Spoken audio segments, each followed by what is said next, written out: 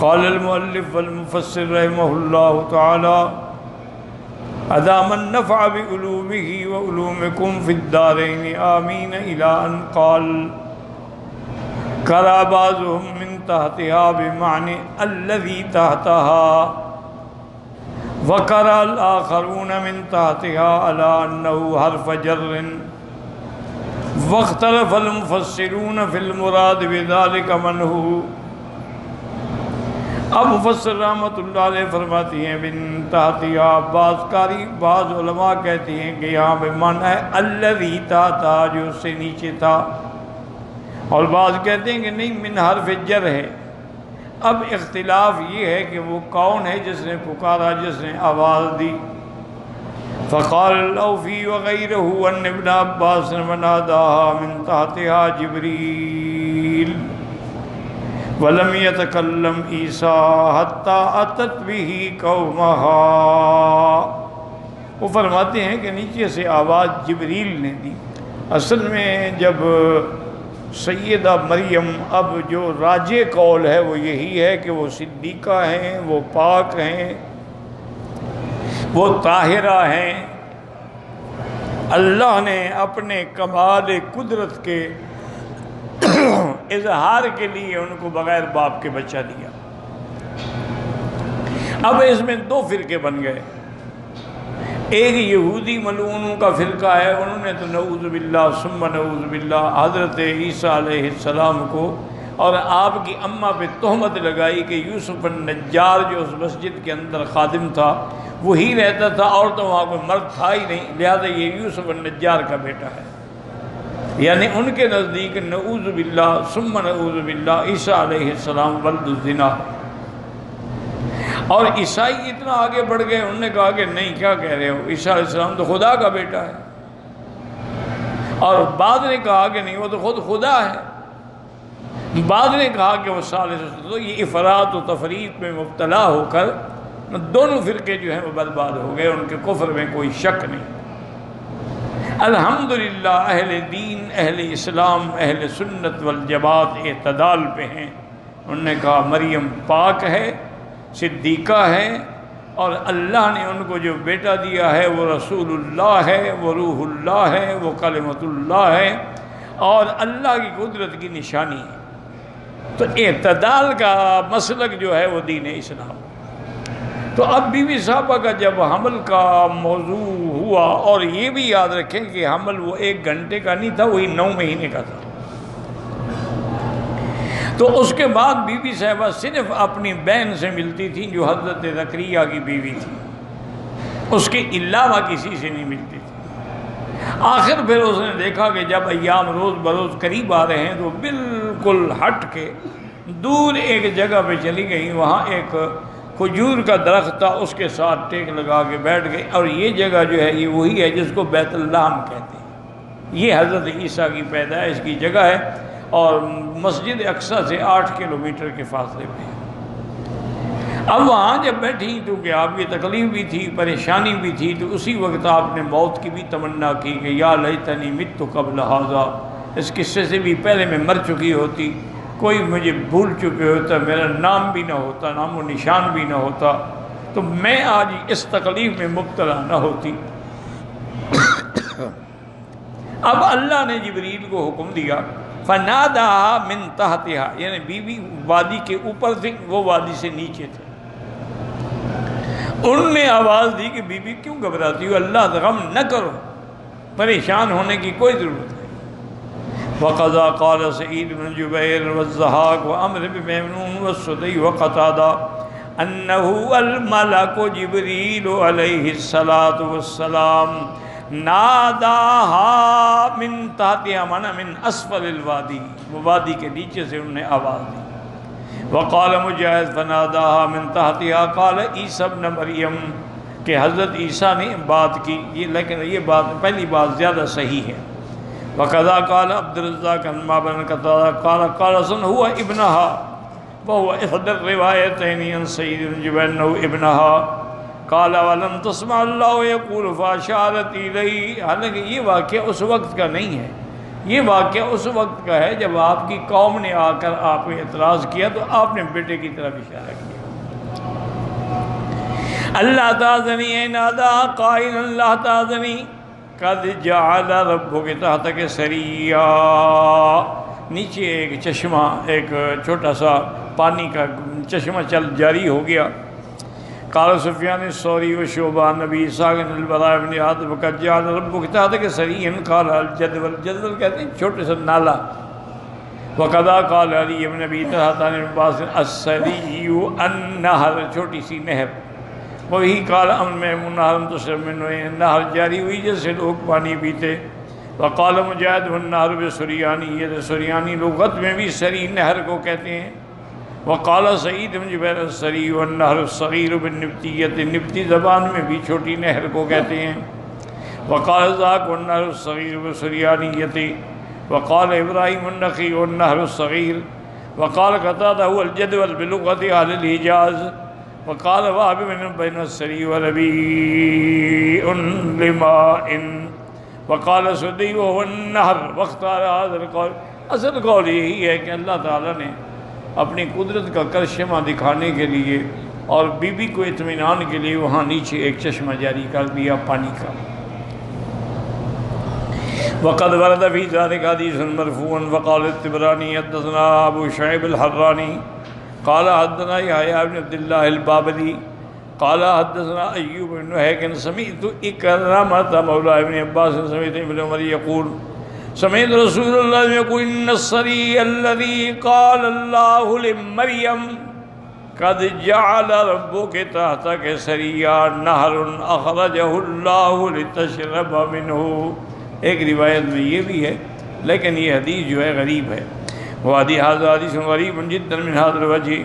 وأيوب هيكن هذا هو الجبلي قال في أبو حاتم الرازي ضعيف. وقال أبو زرعة منكر الحديث. وقال ابن الفتح الأزدي يتروك الحديث. وقال آخر مراد بالسري عيسى عليه السلام. وبه قال حسن الربيع بن أنس ومحمد بن بن جعفر وهو إحدى الروايتين. وقال عبد الرحمن بن زيد أسلم القول الأول أظهر. دوسرا قول بھی مانا جا سکتا ہے لیکن پہلی قول جو ہے وہی صحیح ہے کہ نیچے نہر چشمہ جاری ہوا. وَلِهَذَا قَالَ بعد پانی کے انتظام کے بعد اب کھانے کا بھی تو چاہیے نا، تو فرمایا وَحُزِّي إِلَيْكِ بِجِذِعِ النَّخْلَةِ، اے وَخُذِي إِلَيْكِ بِجِذِعِ النَّخْلَةِ، یعنی آپ گوشہ پکڑیں کھجور کا، اس کو ہلائیں. قیل کانت یابسن، وہ خشک تھی. قال وقیل مثمرۃ، نہیں اس پہ پھل تھا. قال مجاہد کانت اجوتن، وہ کھجور جو ہے اجوا تھی. وقال سوری نبی داؤد فعل اعما کان صرفانہ نام تھا کھجور کا. والظاہر انہا کان شجرۃ لم تکن فی ابان ثمرها، صحیح بات یہ ہے کہ بس کھجور کا ایک درخت تھا لیکن ابھی تو موسم بھی نہیں تھی پھل کی. قال وابن هذا امتنع علیہا بذلک من جعل عندها طعاما وشرابا.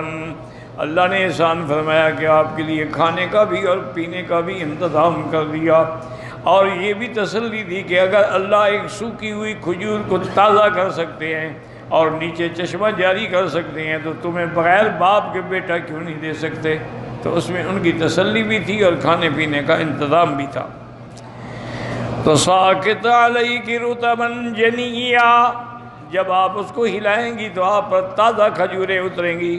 فَقُلِي وَشْرَبِي وَقَرِّي عَيْنَا، تو آپ کھجوریں کھائیں، چشمے کا پانی پئیں اور اپنے آنکھوں کو ٹھنڈا کریں. اے طیبی نفسن طیبی نفسن. ولہذا قال ما من شيء خير النفس من تمر الرطب. ثم تلا هذه الآیت الکریمہ.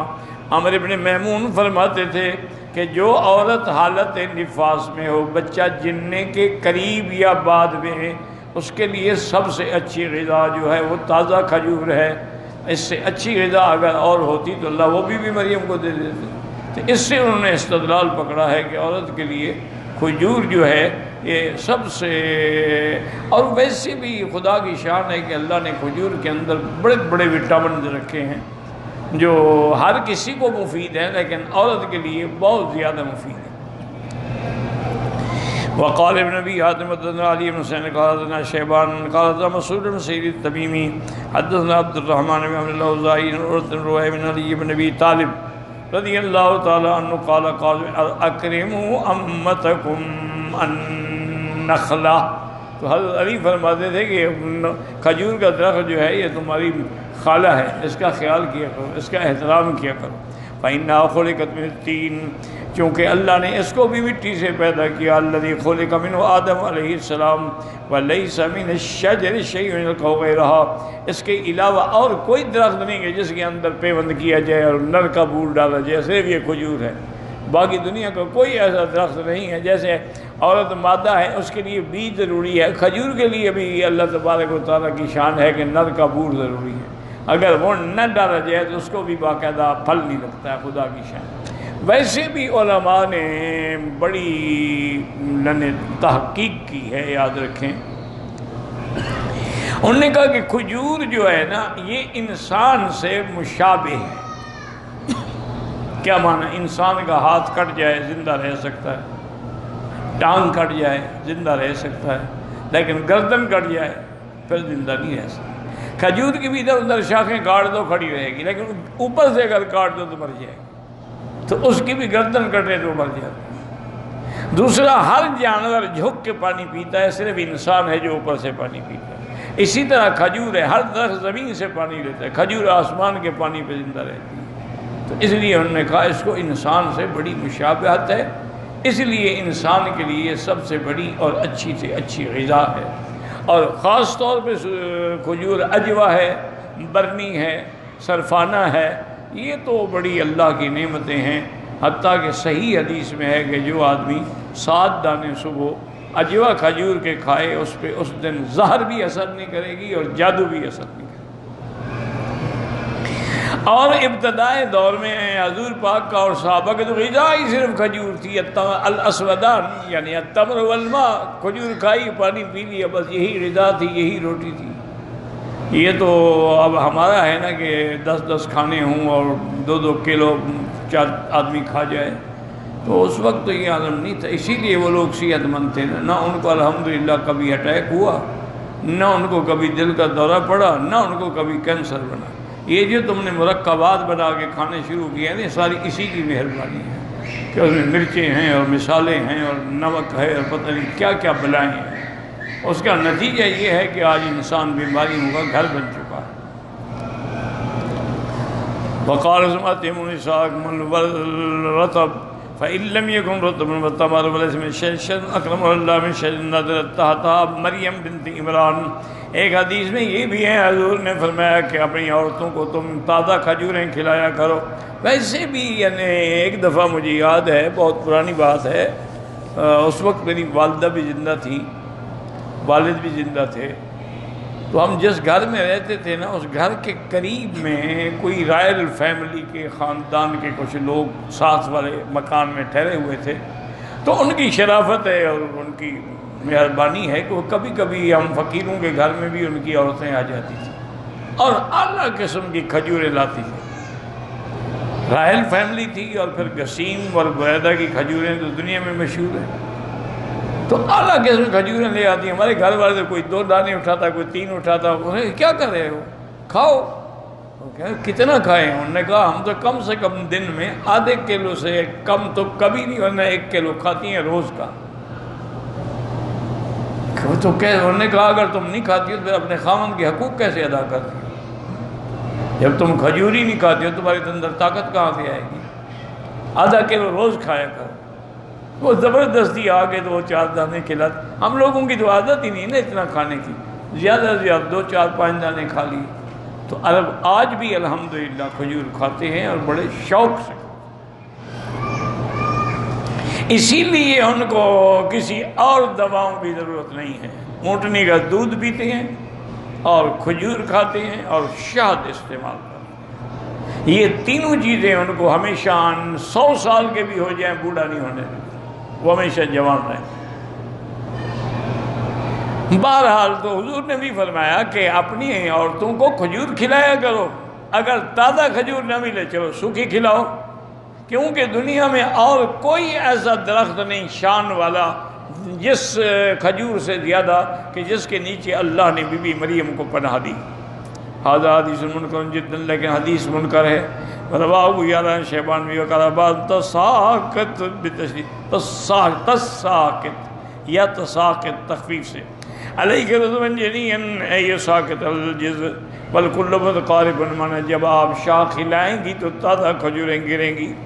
وقولہ تعالی فإما ترین من البشر احدا ای مہما رأیت من احد، اگر تم نے کسی کو دیکھا، کوئی آئے کوئی پوچھے یہ کیا بچہ ہے، کیسا ہے، کون ہے، تو بس اشارہ کریں گے مجھے روزہ ہے، میں نے بات نہیں کرنی۔ اس وقت کھانے پینے کے علاوہ نہ بولنے کا بھی روزہ رکھا جاتا تھا۔ فَقُولِ إِنِّي نَذَرْتُ لِلرَّحْمَنِ صَوْمًا فَلَنْ أُكَلِّمَ الْيَوْمَ إِنْسِيًّا۔ المراد بهذا القول الاشارۃ الیہ بذلک، اس قول سے مراد بولنا نہیں، اشارہ ہے۔ لأن المراد به القول لفظی لا ينافی فلن نکلم اليوم انسیا،